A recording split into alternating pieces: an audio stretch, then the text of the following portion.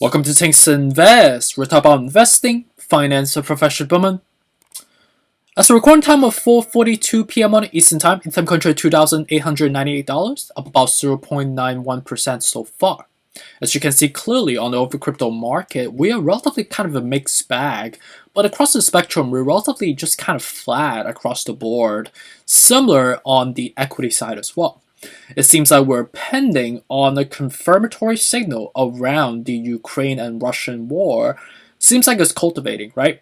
And on the media front, I've been observing in the last, I would say, 6 hours so far, it seems like some of the recent activity is kind of the same. It hasn't really changed over time. I think the first one that we have heard coming out from the U.S. National Security Advisor Jake Sullivan, that based on their observation, based on the Russians' military force activity on, putting up 100,000 troops, putting, in defense mode along the line with respect to the Ukraine border, and the Russian attacks on Ukraine could happen any day now.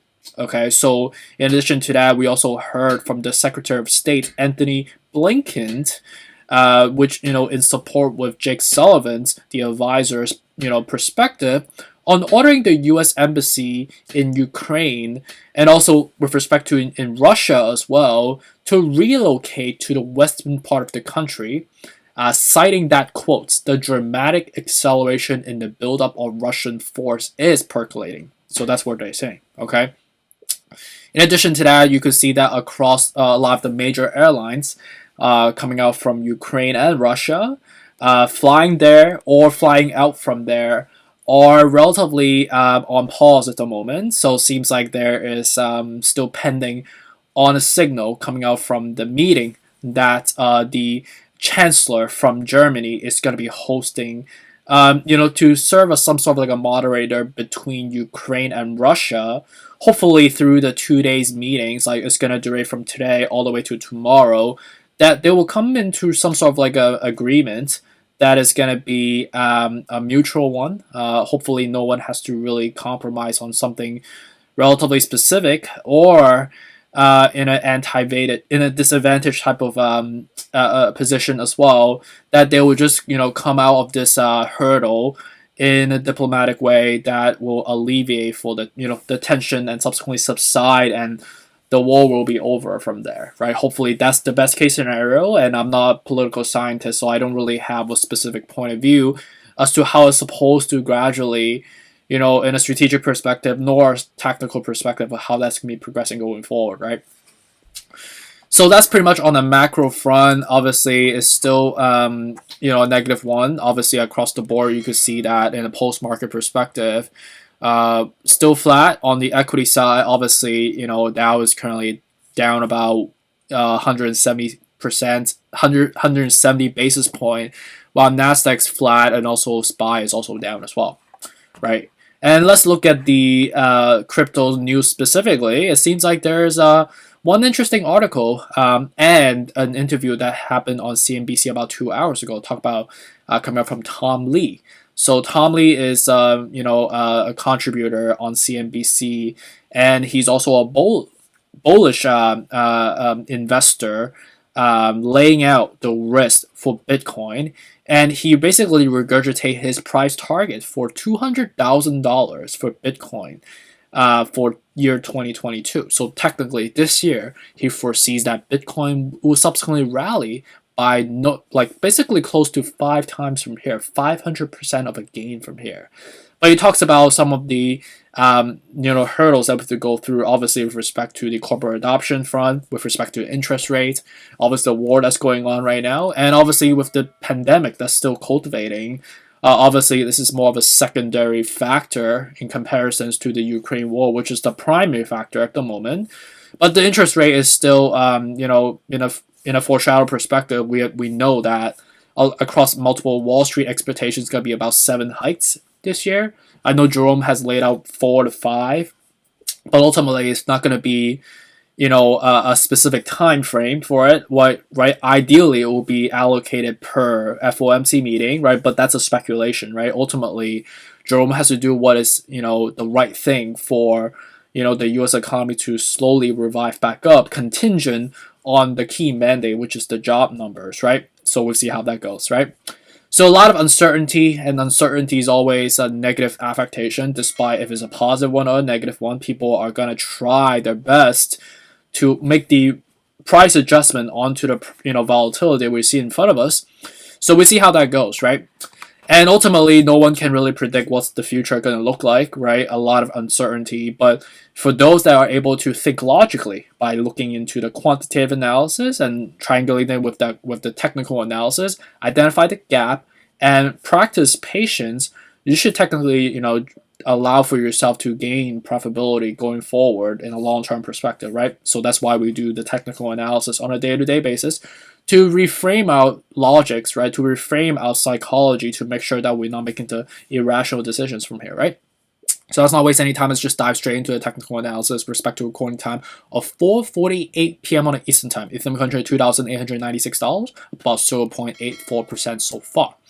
Right now, at the moment, we are at the 47 out of 70. We are just cool as a cucumber, gliding away above the 2,850, which is our next comfortable level, right? We know that is either we go up to 3,150 or stay around the current level, right?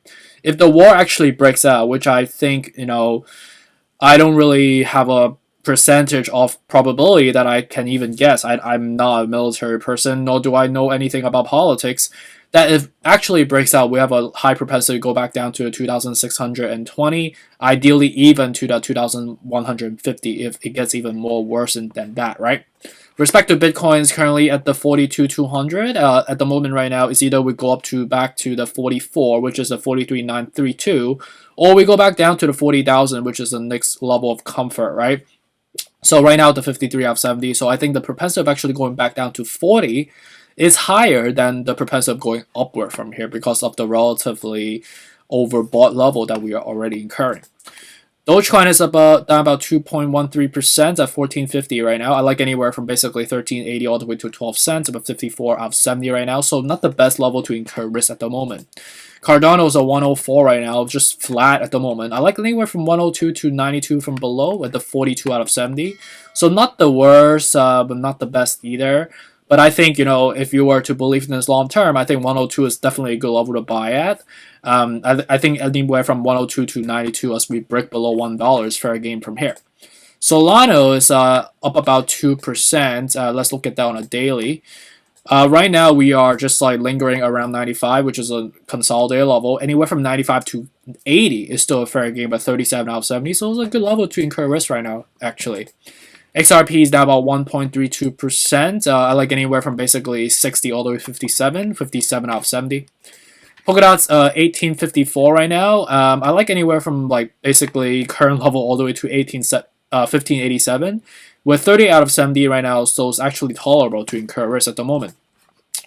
ALGORAND's down about close to 1% at 89 right now. I like anywhere from basically current level all the way to 79 cents from here with 34 out of 70. So it's actually worth risking your money right now in terms of dollar cost averaging because it's relatively oversold and it's relatively depleted at the moment. And Shiba Inu is at the high 2000s at the moment, down about 2%. Again, low 2000s would be the first level to incur risk. 1400 to 900 from here with a 56 out of 70, so not the ideal level to incur risk at the moment.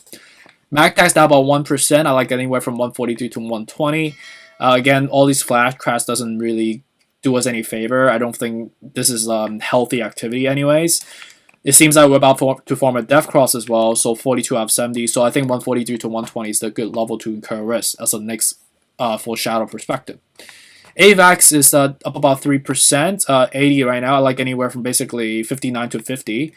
Right now, it's not the best, I would say. It's okay in terms of incurring risk with the 50 out of 70.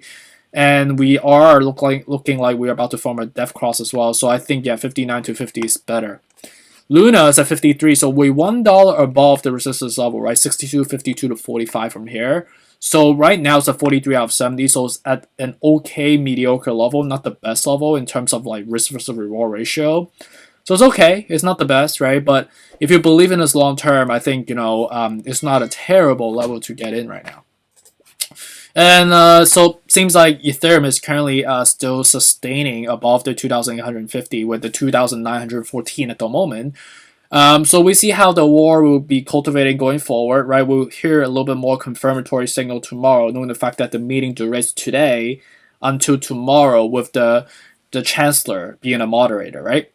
So hopefully this will all subside over time. I guess me just being an optimist. Ultimately, we do not know, right? And based on the depictions from the advisor from the White House, it definitely doesn't sound like a good a depiction. It definitely is kind of grim at the same time. So I pray for us. I pray for the world. I pray for the two respective countries, and let's hope that we can all solve this, again amicably and diplomatically, right? So hopefully you guys have a good Monday. Let me know how it goes. Take care. Bye.